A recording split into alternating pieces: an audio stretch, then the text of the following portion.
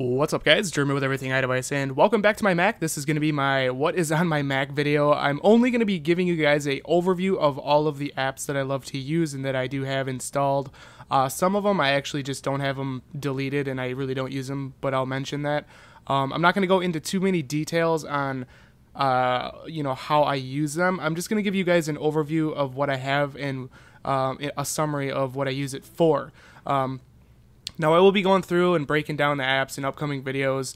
You guys can also request them down in the comments to do a review of the app if you'd like. But like I said, this is just an overview, and we're going to start with the dock. Obviously, the docked apps are all the apps that I use the most. So let's go ahead and just do a run through of everything I got and use. First off, Finder, that's always there. We got iExplorer. I've used this in multiple videos that I've done. It basically allows you to browse the file system of your iOS devices. The great thing about iExplorer is it is compatible with Windows or Mac, and there's a free version and then there's a premium version, and I still just use the free version. It does what I need it to do. So I got iExplorer, we got Game Center chilling down there. I love playing iOS games all the time. We got iTunes, we got uTorrent, or also called, I believe, MicroTorrent.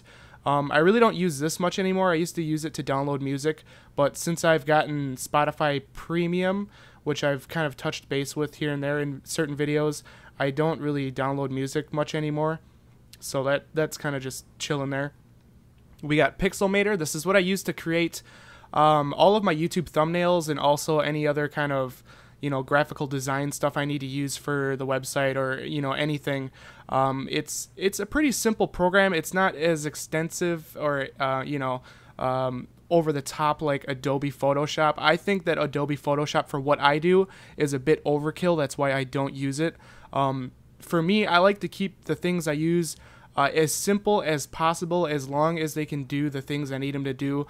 I don't want to spend any more time than I have to, just because workflow can be pretty substantial. And if my apps are more simple and allow me to get things done faster and still maintain high quality, that's what I use. So we got Pixelmator, we got Parallels Desktop. I do have Windows 8 Pro, all legit, all paid. I use obviously Windows 8 to give you guys Windows tutorials if I ever need to do them. We got Adobe After Effects. I don't really use that. I mainly use iMovie for all my video editing, just because, like I said, it's simple, it's fast. I get what I need to get done quickly with iMovie. I have used it a couple of times for some more crazy kind of stuff, but it's a bit overkill for what I do currently. We have Photoshop Lightroom 5. Absolutely love this application. For those of you that are following me on Instagram, you know that I'm getting into photography a little bit, and this is my go-to app for editing my photos. It's just hands down an awesome application. We got iMovie. That's just what I use to edit my videos. We got ScreenFlow sitting here. That's what I'm using to record my screen right now. Awesome application. I have Daisy Disk. This is a great app for basically displaying all of the content on my computer and the amount of space it's taking up. So that's a really nice program to have. App Store, we got Chrome. I use Chrome on everything. I used it on the Mac here, and I used it on all of my iOS devices. I think it's just a little bit better than Safari currently. When Mavericks comes out, it might not be there anymore. I might replace that with Safari, with the new features that Safari has. I don't know yet. I guess I'll play around with Mavericks Safari when that comes out and see if it can outdo Google Chrome. But currently, Chrome is my web browser for everything. We got the Hack Store. I made a video on that. I'll leave the link in the description for this if you want to see how to get it. It's a really awesome alternative app store. We got Spotify. I do have Premium. Absolutely love it. Best music service I've ever had. We have the Game Capture HD. That's the program that I use with my physical Game Capture HD that's connected to my other monitor for recording gameplays on the Xbox and the Ouya. And technically, you can use the Game Capture to record anything on your monitor or television, so you technically could use this to record like TV shows and stuff. Shh, I didn't tell you that. So Game Capture HD, we have Aperture. This is just for very, very simple photo edits. I mainly use it to blast all my photos into my photo stream. I like using this better than iPhoto. We got Reflector. This allows me to display any of my iOS device's screen on my computer with the physical frame of that device. So if I'm displaying my iPhone 5, it will show a actual iPhone 5 on my screen here and then mirror my screen of my iPhone 5, if that makes sense. So that's Reflector. We got Tweetbot for Twitter, self-explanatory. Alfred's awesome. It's like Spotlight search on crack. It's like insane. You can do so much with Alfred. You can look stuff up on the web. You can use it as a calculator. There's just a ton of stuff you can do with Alfred. Origin, I used to use this to play SimCity. I really don't use it much anymore just because I haven't really been playing it, but that's why I have that there. Messages, when I'm on my computer, this is how I reply to my iMessages from anybody. We got App Zapper. This is a cool program. For any applications you download, it's usually multiple files, and when you delete an app, you're just basically deleting the app itself. You're not, deleting all the extension files that allow it to run, which will obviously take up space on your computer. This allows you to simply drag and drop any application into here, and it will find all files associated with it and allow you to delete it out of your computer. Very nice. We got IPSW Downloader, allows me to download any IPSW file for any iOS device. I made a review on that as well. We got Geekbench. I like to use this here and there. In my MacBook Pro, which is powering my my Thunderbolt displays, I actually have a OCZ Vertex 4 SSD in replace of where the hard drive was, and I took out the optical drive and put the hard drive there. So I do like to run tests to see how my MacBook is running here and there. So that's what that's there for. GarageBand isn't normally here; it's just running right now because that's what I'm using to record my audio. So that's pretty much it for the dock. Here I have some games. These are all emulators. I don't really use these anymore as well since I've gotten the Ouya. If I ever want to play an emulator, I just use the Ouya just because it's so awesome. But yeah, I have a bunch of emulators that I used to like to play. So let's go into my applications. Now, some of these I don't use. I'll try to run through these as quick as possible. I don't want to make this video too long. Anything I've mentioned, I'm just going to skip. We got the Blackmagic test here, Blackmagic disk test to see, my read and write speeds of my SSD, which is always maxed out. So that's nice. We got emulator Caffeine. Caffeine's cool. I have that running right now in my status bar, as you can see up there. When the coffee mug is filled, my computer will never go to sleep, and when I click on it and empty it out like that, it will allow my screen to go to sleep. So if you want it to permanently not go to sleep while you're working, you can just go ahead and turn that on. Absolutely love that program. Very, very cool. Simple. Calculator, calendar, carrier editor. That was for, I believe, like iOS 6. It was a way to edit your carrier logo on a non-jailbroken device. Chameleon SSD optimizer. I don't use that anymore. Climate. That's for my Nest Learning thermostat, which is installed upstairs. That's an awesome little app. It'll basically display in my status bar the temperature of my house and if my AC or my heat is on, and I can actually adjust it right from here if I want to turn the temperature up or down. Compressor. CyberDuck is similar to iExplorer.